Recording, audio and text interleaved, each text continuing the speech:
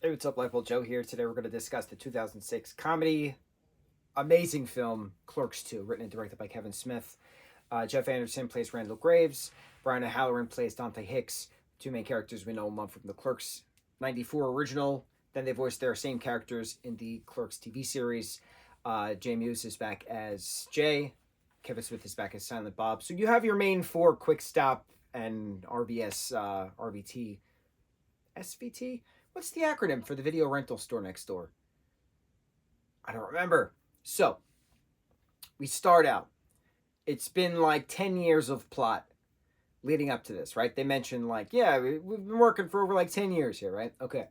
So, Dante goes to open up the quick stop, and there's a fire. And so, the building is burned out. Not burned down, burned out. So, quick stop and then the video rental store next to it burned out. And Randall's like, oh, I guess I forgot to turn the hot plate off the coffee pot again, causing the fire. We flash forward a year, roughly.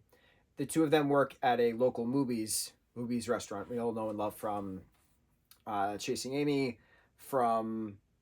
Was it in Chasing Amy? It was in Dogma. Excuse me, Dogma and Jay and Silent Bob Strike Back. Those were the two main... I think movies is referenced in other Jay and Silent Bob, View Askew universe, Kevin Smith projects. There we go, that wonderful umbrella.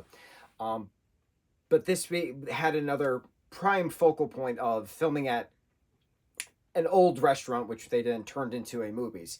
So Rosario Dawson plays this character of Becky. She's the manager of this movies. Brian's character of Dante is... This is his last day of work. So the beginning of the film is like 2 minutes. And then the rest of the hour and a half film is the favorite trope of mine. Anything can happen in a day.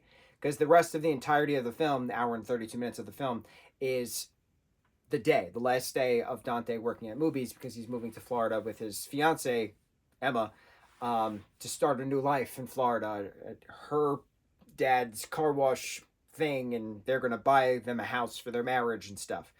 Randall's not taking it well. His best friend is leaving him. They have this... So they're in their 30s. They're 33 years old in this project, referenced at the age of 33 in this project. And so they have a 19-year-old co-worker who's named Elias, absolute hysterical geek that he is. Wonderful, wonderful, wonderful kid. Very sheltered. And they're broadening his horizons, if you will. Now, there's a lot of, like, conversation in this. There's, the stereotypical jokes that we go through. It's we're accustomed to this in regards to... But because this is a solely written Kevin Smith project, we have that gruff meets glory. We have the duality of the not so nice things to say in the beginning, and then it translates into absolute poetry magic at the end, as all of his main written projects are.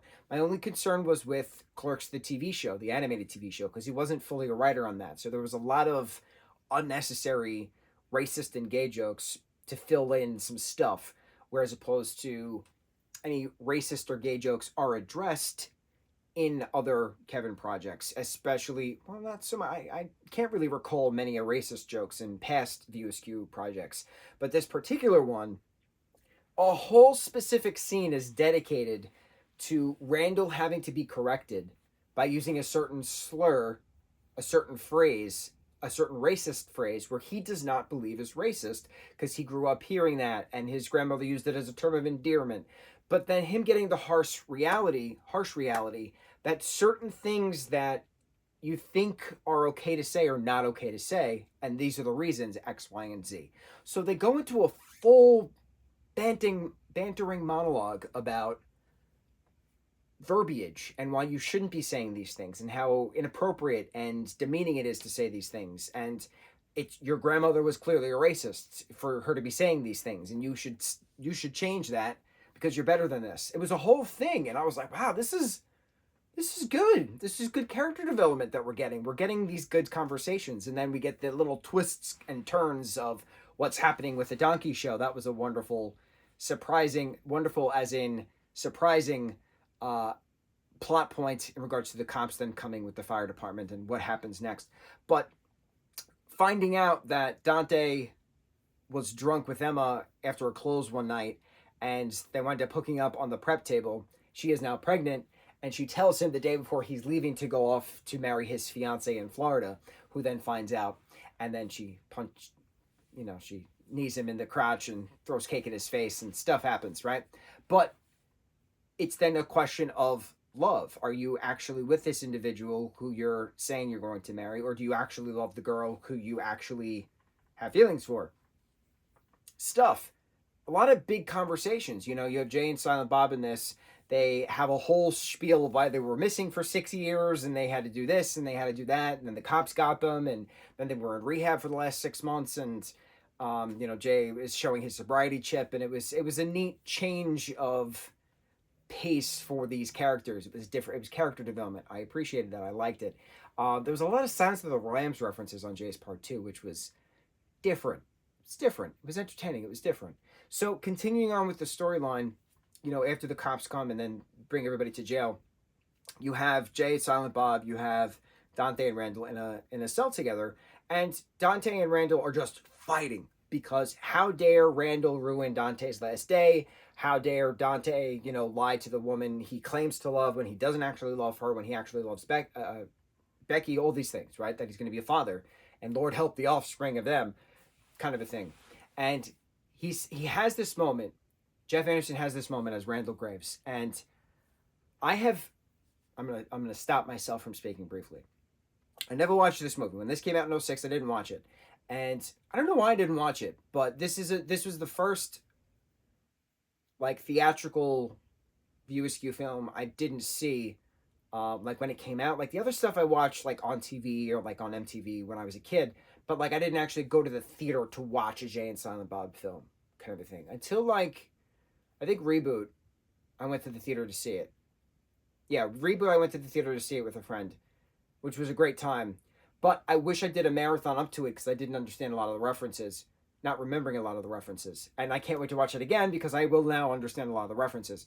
But I didn't see this. In 2006, I was 16 years old. So I was what? What grade are you in when you're 16? 14 to 15 is 9th grade. 15 to 16 is 10th grade. I might have been in 10th grade. 16 to 17 is 11th grade. I was in 10th or 11th grade. 2006, I was 16 years old. Whatever grade that was, 10th or 11th grade, whatever. So I didn't see it. And watching it now as a grown person who is 34, and these characters are 33 in the film, and they're talking about stuff, and they're talking about life stuff, and how, dreams change and stuff happens, and, you go with the flow and things. And it hit very close to home. And then at one point in the jail cell, Dante is sitting on a bench. Randall is staring at him. He turns to Jay and Silent Bob, and he's like, can you two cover your ears, please? And he's focusing on Randall. He's like, to Dante, and he's like, you're going to make me say this, aren't you? You two cover your ears, please. They cover their ears, but they don't cover their ears. And he stares at Dante, and Dante's staring up at him. And they got tears in both their eyes. And I'm like, what's happening right now? I was not prepared for an emotional climax of a scene. Randall literally says to Dante, you're my best friend. I love you. Please don't leave me alone, man. It was just, I couldn't stop the tears from coming. I actually, literally cried while watching this film. Didn't expect it. There I am, tears streaming down my face, covering my mouth. It hit so close to home. I love you, man. It was a change of, wait, I want to get it verbatim. Okay, let me just think, because I rounded back. You're my best friend. I love you. In a totally heterosexual way. Please, man, don't leave me. That's what it was. Okay. You're my best friend. I love you. In a totally heterosexual way. Please, man, don't leave me. And the two of them, they got the tears welled up, and the camera cut before tears actually streamed down, and it was a moment I didn't expect, leading into then the ending of Jay and Silent Bob lending them $50,000 to then reopen the Quick Stop to be their own bosses. Because obviously Dante's not going to Florida anymore because he's in love with Becky, and he's going to marry her, and they're going to have a kid together. So then they're all working together. An agreement is made that Jay and Silent Bob are allowed to hang out up front like they did back in the day, and not cops called, and it's all one family unit now. And Elias right now works at the video store next to Quick Stop, which is great. Why I've realized while crying is the older you get, and if you have a lot of different friend groups at a young age, you age out of certain friend groups unbeknownst to yourself, and people you would talk to until the sun comes up don't exist anymore. And there's been so many times, for instance, when I would get dumped by a friend. A friend dump is so much worse than a boyfriend dump or a girlfriend dump, whoever you're dating dump. A friend dump hurts the most because you spend so much time with that person, and it's a platonic kind of love. It's a romance. It's a bromance. That's why they call it a bromance, right? And so when you're brumped, it hurts so much more because of circumstances. I got brumped so many times because I would meet the new girlfriend, and the new girlfriend wouldn't like me for whatever myriad of reasons. And therefore, the best friend of mine was not allowed to see me anymore, not allowed to talk to me anymore.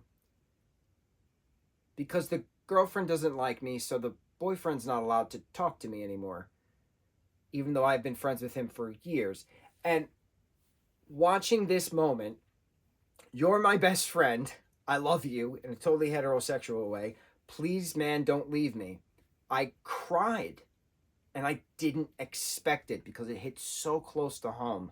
So many moments of that I experienced, and it's awful, and it's a horrible feeling, and I repressed the hell out of it. It was buried so deep in my soul that I thought the key was lost. But then here we go watching a stupid Jay and Silent Bob film, Clerks 2006, and the floodgates poured open through my eyes, and I got chills, and it was a reflective moment. It was a wow. Memories. Man, good times with those bros who don't exist anymore. It was interesting. It was very interesting. So, watching yet another Jay and Silent Bob film, wearing our Snoochie Boochies and a quality shirt during our Pride Month marathon. We're continuing on. We have a few things left in our marathon. I'm going to be very upset when this movie marathon ends, when this Jay and Silent Bob marathon ends, because we also have the Degrassi episodes as well, which are en route. I think they just got to New York. I think they're being delivered the next day or two, or something like that. I can't wait. It's been a long time. I think we have the Groovy movie next, which is a cartoon movie, and then we have... I think I have 4 left. I have Jay and Silent Bob do Degrassi. I have Jay and Silent Bob's Groovy movie. Groovy movie, cartoon movie or something like that. Super Groovy cartoon movie. There we go. I have Jay and Silent Bob reboot, and then I have Clerks 3. I'm not ready for that. Oh, I'm going to keep the tissues handy. I know I'm going to cry during that as well. I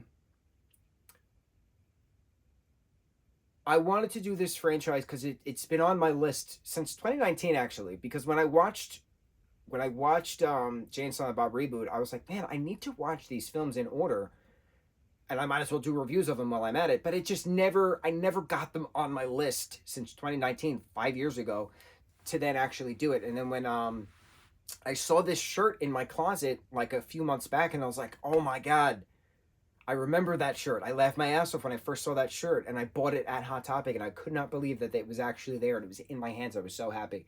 So I was like, okay, no, we're doing a marathon specifically in June, J for June, Jay and Silent Bob, J for June, and June is Pride Month. So I was like, oh, perfect. Got the shirt, got the film list. Here we go. We can do it.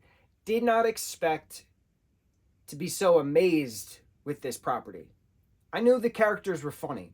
I knew they're raunchy and hysterical, and they have their moments, and certain heartfelt moments as well. I knew the characters. But watching it all consecutively, picking up where the same actors play different characters or the same characters in the same universe. Ben Affleck is in this for half a second as a customer at movies. Jason Lee is in this for half a second as his character Lance, who was an old high school friend of Dante and Randall. And he is in his getup and facial hair and stuff like that for his everybody. My Name is Earl, which ran from 2005 to 2009. Another incredible show. I love Jason Lee. Jason Lee is impeccably perfect. But in 2006, when this film came out, obviously they filmed it in 05, and he is Earl during 05 to 09. My Name is Earl. So he had the Earl motif, obviously, in between film days. And it's awesome. So I've watched these films because of a lot of reasons, I found out. And I just did not expect to get life lessons along the way. I didn't expect to get reflective, therapeutic, soul-diving, meaningful moments in Clerks 2, which came out in 2006. Did not expect to cry my eyes out after work today while watching this. Amazing. Absolutely amazing. I will never stop loving this franchise. I am going to be very upset 4 reviews from now when we're done, and then we'll see what happens next in regards to cleaning up more Netflix list, starting onto a Disney list, and we have some Halloween and Texas Chainsaw Massacre marathon coming at some point. We got to do that probably in September leading up to spooky season. I think we're going to do it in September. That sounds good. Woo! Clerks 2. I need some water after this. I cried too much. I'm dehydrated. On to the next review. Mahalo.